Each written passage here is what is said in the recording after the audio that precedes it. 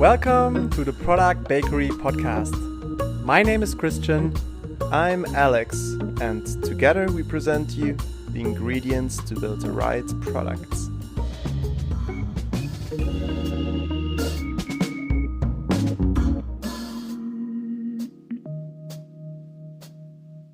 Welcome everyone to another episode of the Product Bakery.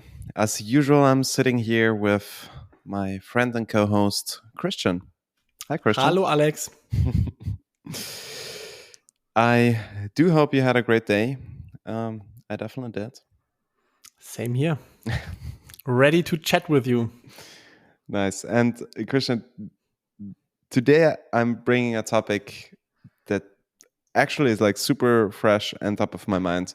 I was scrolling on LinkedIn like 10 minutes ago, and one of the first messages that came out was a designer that I know since quite some time, who no names and no company names, but he was in a pretty nice role for a quite established and international company. Mm-hmm. And he changed job. You have these fancy LinkedIn pictures for like, hey, I started a new job with some terrible illustrations. Oh, they're so ugly, right? Damn, what were they thinking? Yeah, probably a conversation apart. Yeah, let's make an extra episode about this shit. But beyond this illustration, what I saw is that he actually changed job to be like mid-level individual contributor for a micro startup, but with the twist, Web 3.0. And this is definitely something that I keep seeing more and more. A lot of people are like completely shifting, changing direction, changing roles, changing careers, changing companies, giving up security, however you want to put it. And they go and work in Web 3.0. So I know you're a little bit more into the whole space. I know very little about it. I do have some minor crypto investments. I've never bought a single NFT. Maybe a wise choice. Oh, that's new. Yeah, I changed my mind a little bit. Yeah. Okay, that's also very interesting. But I mean, the burning question: do I need to quit my job and work for a Web 3.0 startup? I mean, you especially. Yeah, definitely. Quit your job. No, I'm kidding. Fair enough. I don't know. Do we need to roughly quickly explain what Web 3.0 is?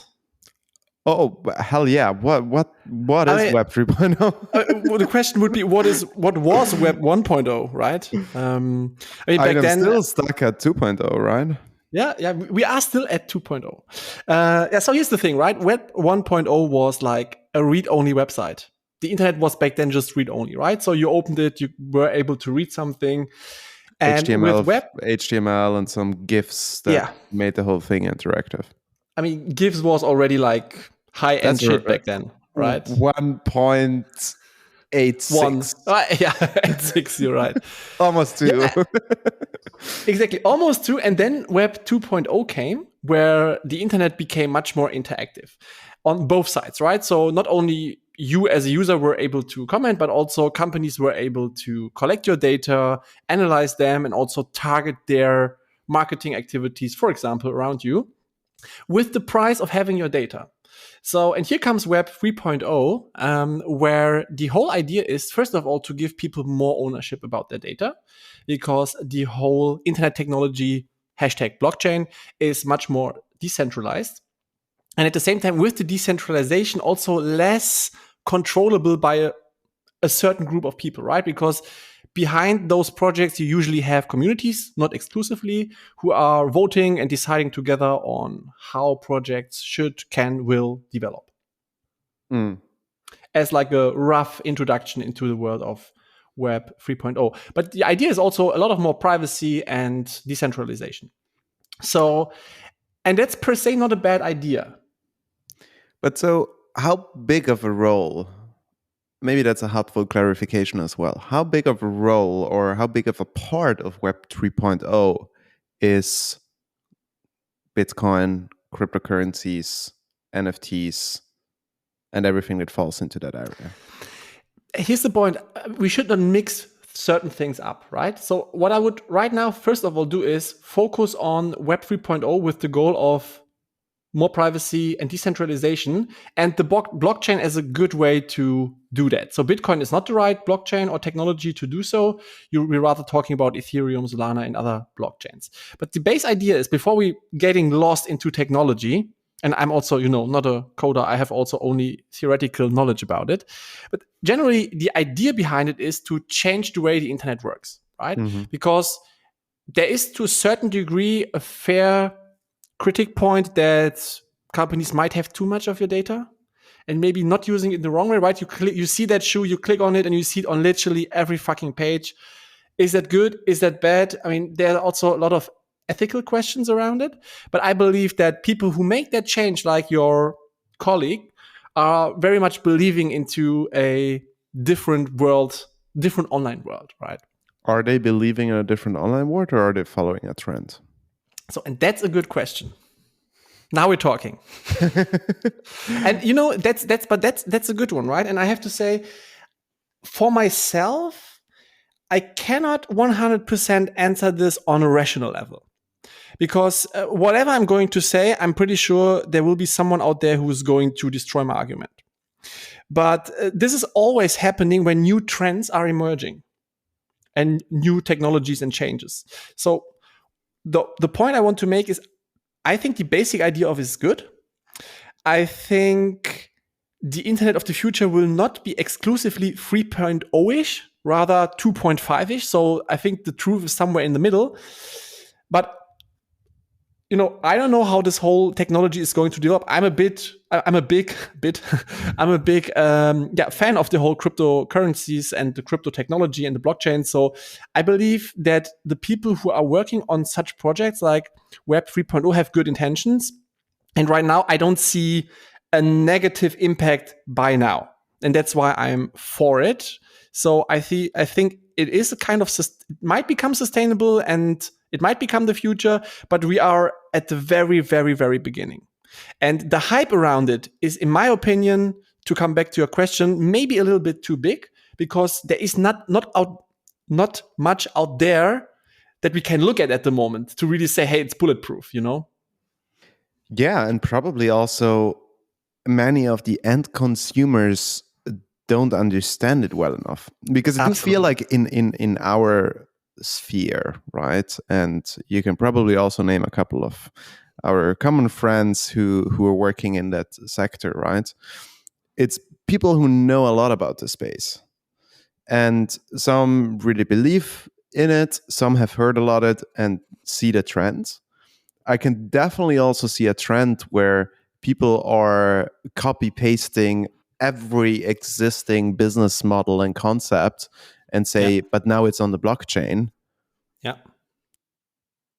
So, I mean, is that the future? Like, do I need to put everything on the blockchain? Does every company now have to rethink the way they work?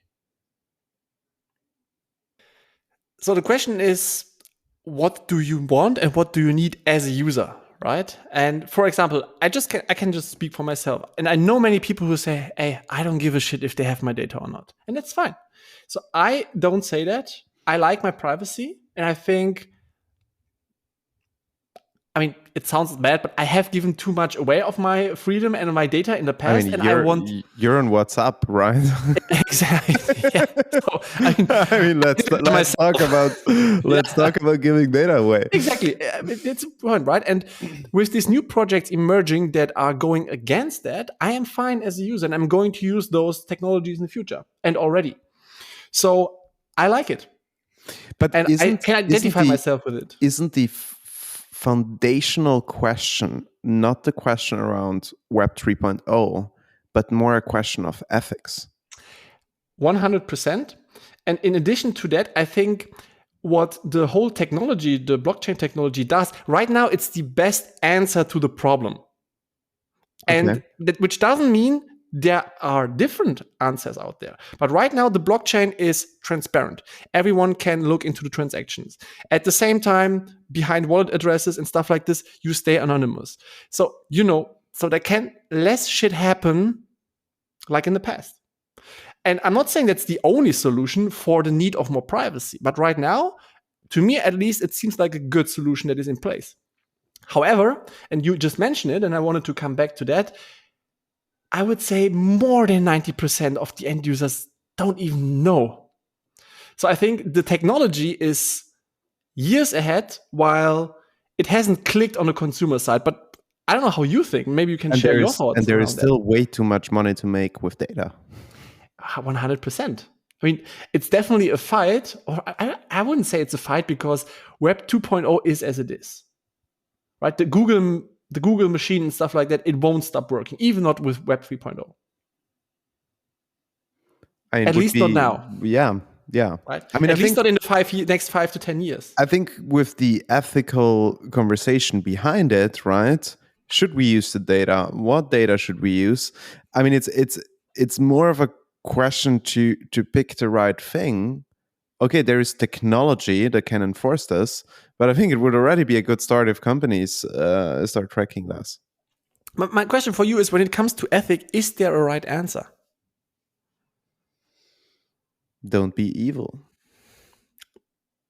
I don't like that quote, to be honest. Why is it not be good? You have an answer for that?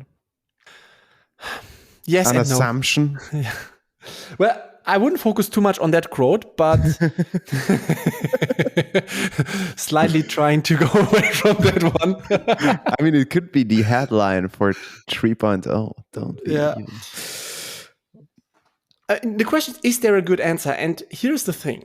I mean, I believe we are living in a world where ideologies and opinions are stronger than ever. And I'm not sure how I feel about it. But what I know is you see more and more interest groups forming around certain beliefs, ideologies, interests, etc. Like a nation, right? A nation is a big group of interest at the end of the day. So, and therefore, I think, as I said, I believe at the end of the day, you're going to use what you want to use. You're going to believe what you want to believe anyway. So there will be always an answer to your beliefs, whether it's technology, whether it's a certain God you believe in, or whatever. Yeah, I mean, as crazy as it sounds. But I believe that's the change. That's the real change that we are seeing right now. Because due to this extreme world of ideologies, change, and look at the world, what is going on, 2021 and 2022 have been the prime example of people 100% joining, forming, following groups and ideologies, right? I mean, it has been crazy.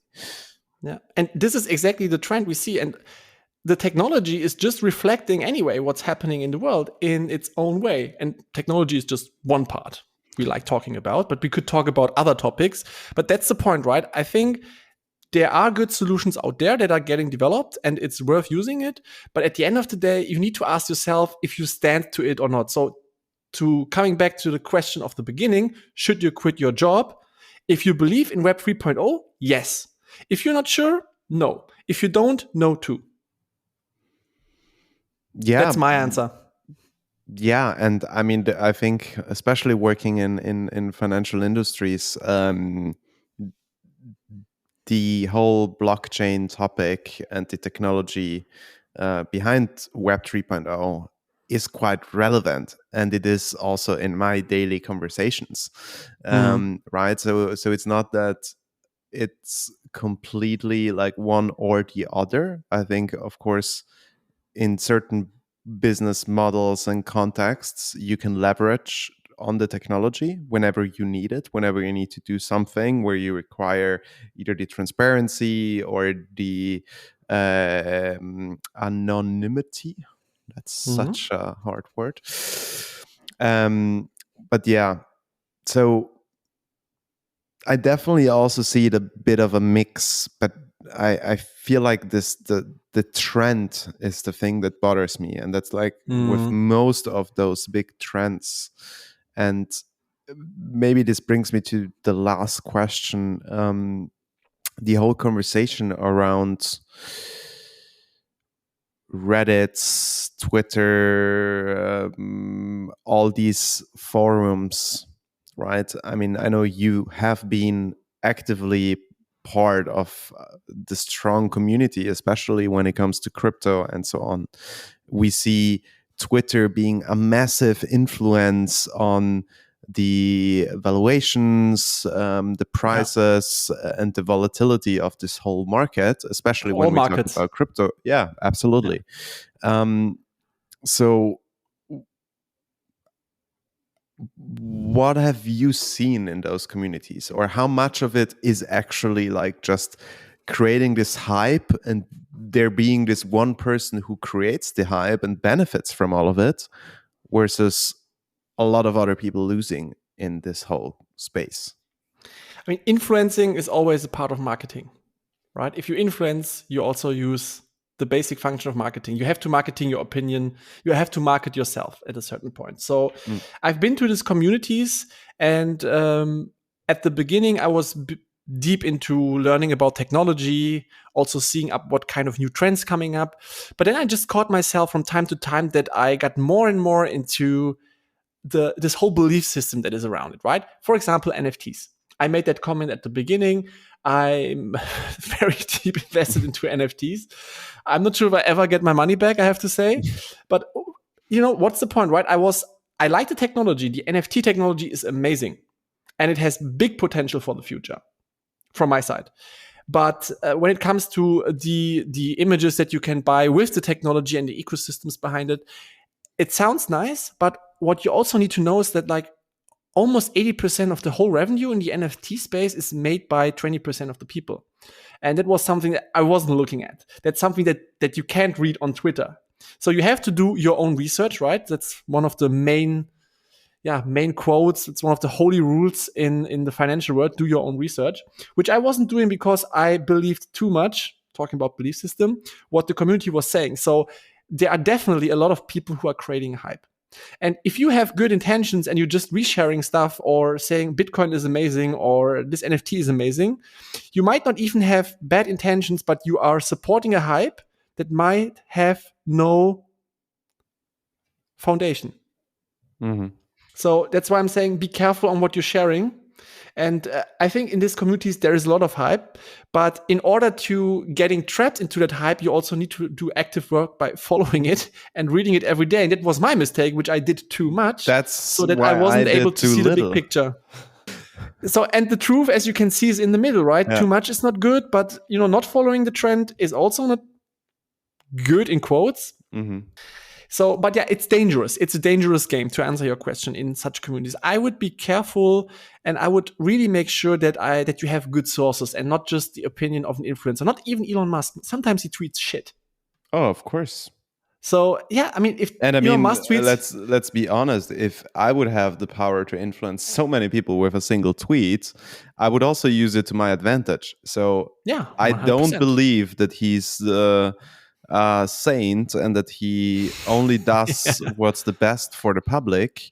And the same is like with all the other influencers. And I mean, 100%. NFTs, influencers got rich because of them. Yeah, a lot of them. Some normal people as well. But if I look like the Jerry V's, the like all those people that with a single call, they can get thousands of people to invest into one specific thing. I mean, they don't need the blockchain to make money out of it. It's a nice 100%. Excuse. It's a nice trend. It's a fast way, actually. Yeah. And you have a lot of tax benefits. Yeah. Sometimes. Actually, so be careful. And one last thing here. I mean, you know, there are more and more people who are investing into crypto. I think in Germany we're 10%. In the US it's almost 25%. However, there's just out of all these people 1% who is investing into NFT. Bear that in mind. So it's a really small community. Wow. Okay. And I would be careful. That's an However, interesting but the number. technology is amazing, right? For the future references, for having like the driver license as an NFT, or a car gets produced, the number of kilometers or miles are tracked into the NFT blockchain, right? So less manipulation. So there are good things you can do with NFT technology, but if you're just trying to make money fast, that never works. Becoming rich is a process. Oh yeah, Christian, you always end with these extremely wise words. Damn. People think it's cryptid. Cryptid, yeah. Very nice one, Alex. Cryptid. Nice catch. But I think to close this, actually, like I now got curious. We started this podcast, I think one of our first episodes, number 6 or something, was with our old friend who already back then, and we're now operating since 2 years. September 2020. 1.5. Wow. Already 1.5 years he was balls deep into crypto and the technology, and quite an Liam. expert. So I will go listen to that episode again to refresh my mind. If anyone else wants, please do. Liam Murphy, the guy. We still love you, Liam. I hope you will come back to visit us in Berlin. And for everyone who's interested in not the past, but future episodes, press the follow button. And with that said, Christian, Alex, have a nice evening. Talking to you next week. You too. Bye.